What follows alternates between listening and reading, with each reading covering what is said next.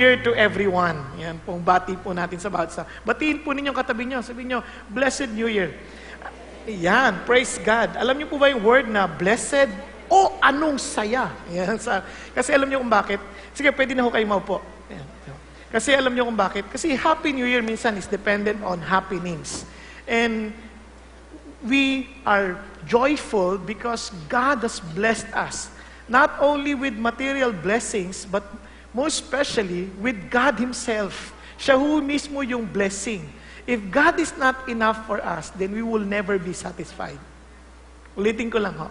Kapag hindi na ho naging sapat ang Diyos sa atin, paano pa tayo masasapatan? Kaya ho sabi ho ng isang mga awit, Whom have I in heaven but you?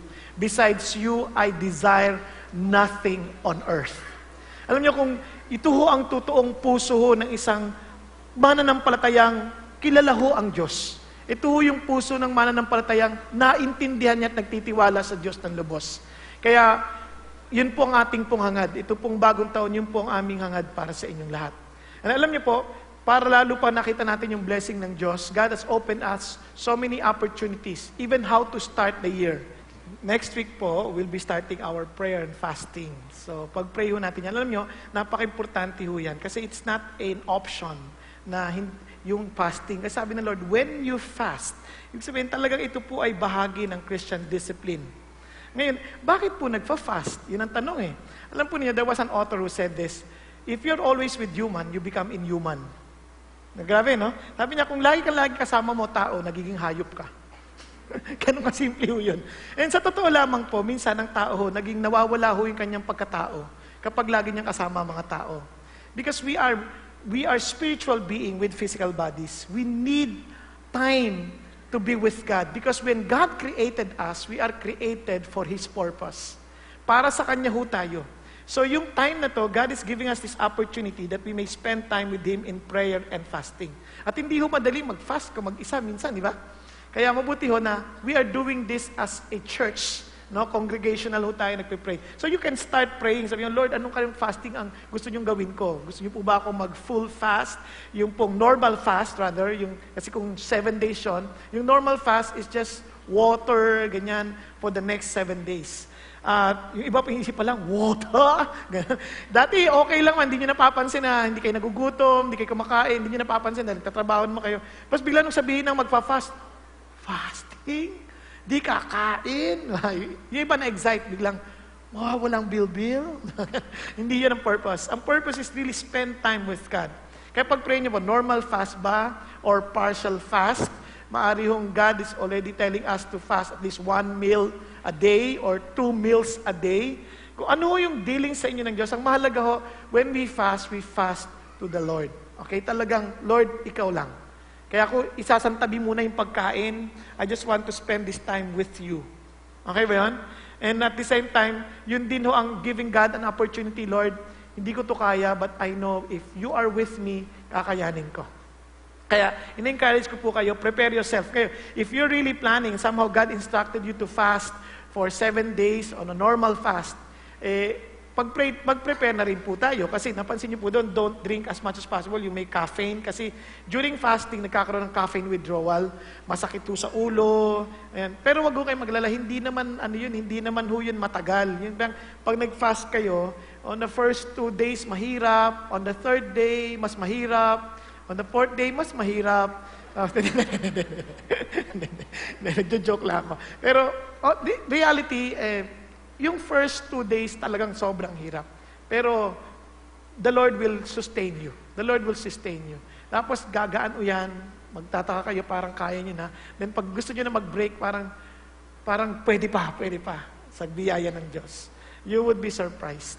Kaya ho, privileged kami sa ministry that we do normal fast every year. At alam nyo, it's a great blessing to be with the Lord sa prayer and fasting. Okay? So, pag-pray po natin yon. At yung nakita nyo announcement sa 21 and 22, yan po ay leadership conference. Open po yan sa lahat. Open po sa lahat. If you want to be if you're a D12 or D group leader, Riyan, required ho tayo dyan. No? Kasi it's a part of our preparation for this year. At yun naman pong, yung iba ho, kung gusto nyo, o you're praying to God na maging D-group leader din, welcome na welcome po kayo. So, everybody is welcome. So, punta lang ho kayo sa 21-22. Kung magtatrabaho kayo, you can take a leave para, makakuha na kayo ng bakasyon para maka-attend ho kayo sa 21-22 Leadership Conference. Okay po? Ayan, praise the Lord po. Una-una, gusto ko lamang po magpasalamat sa panalangin ninyo.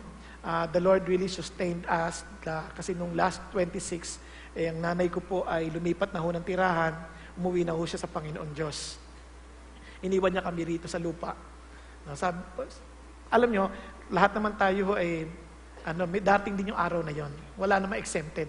Kaya pag sinasabi, tinatawagan na lang ako sa funeral service, nasabi ko sa kanila, pakisabi niyo sa katabi mo, mamamatay ka din.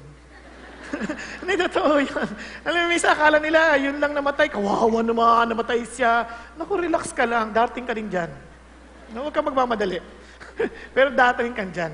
Di ba? Tingnan yung katabi niyo, parang patay na. Kanina pa nakapikit na gano'n. Hindi, tulog lang yan. Pero alam niyo, really thank God for giving that. Yung experience na yon, alam niyo kung bakit. And for those who were been texting me, tsaka ng Happy New Year, sorry, hindi ako nakaka-reply sa mga text. At sa Facebook, hindi na rin ako makasagot. I was too busy. Pero I really wish every one of you a blessed New Year. Hindi ko man kayo na-text, pasensya na ho kayo, wala akong load. De joke lang. Pero yun lang po. Pero nagpapasalamat po ako sa inyo. Pero alam niyo isang bagay na natutunan ko during the time where, kasi pag ako pinagdadalamhati, as much as possible, I spend more time alone. Kasi alam nyo, yung tao hindi nila talaga alam kung ano sasabihin nila pag may namatayan eh.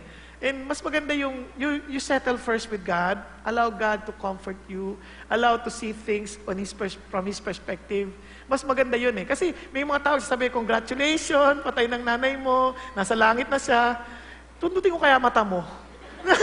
alam mo sa Bible, meron sa Bible, weep with those who weep and rejoice with those who rejoice. Minsan kasi ang isip ng mga Christian, parang hindi na tayo pwedeng malungkot. Alam nyo, yung lungkot, sabi nga, it's better to be in the house of mourning to be in the house of feasting. Bakit? Kasi minsan, in the times of mourning, minsan meron kang mga realities na naintindihan sa buhay na minsan hindi mo napapansin when you are in feasting. Tama? Kaya blessing din yon. Hindi masamang malungkot. Iba, ayaw pa aminin, nalulungkot, di ba? Ang Panginoon sa Kristo nga, sabi niya, I am sorrowful to the point of death. Panginoong Isus na yon. When He was about to be crucified, nandun siya sa Garden of Gethsemane, He was crying and He was, as in yung pawis niya, dugo na. Yung sorrow, sobrang lungkot. Naintindihan niyo po? Normal yun. Yung iba ho, parang ayaw ho makita nalulungkot sila. Basta ka, praise God. Patay na magulang ko. Yung may tama na yan. No? Delikado yan. Naintindihan niyo ibig sabihin? We need to be honest. Alam niyo, hindi ho masamang maging totoo tayo. Kung meron hong bagay na napakaganda sa Christian life, we don't need to pretend. Amen po? We need to be as honest as we could possibly be before God. And kasi alam naman ng Lord, hindi naman siya, si Abraham nga nalungkot eh. Si Jesus Christ nga, wept. He wept when Lazarus died. Imagine, di ba? So kaya lang, minsan, naintindihan ko naman yung ibang tao, hindi lang talaga nila alam paano express, they want to comfort you. Kaya nga ho, it's not really, parang advisable for us to depend on humans to comfort us. We need to spend time with God alone. Kaya ho, yun po ay napaka-importanting bagay. And you know what? The struggles that I had during those days, 26 hanggang sa 28, I was struggling. Should I go to Canada or should I stay here? Kasi siyempre, hati kami, 5 kapatid ko nandito kami 4. Tapos, andun ang nanay. So, hindi na, pupunta ba ako o hindi? And the Lord, ng bait naman, He provided already the transportation fare, the airfare, andyan na, kompleto na. Pero, pati yung booking, meron naman. Yung presyo, very practical. Pero ang tanong sa akin ng Diyos, will you go if I am not there?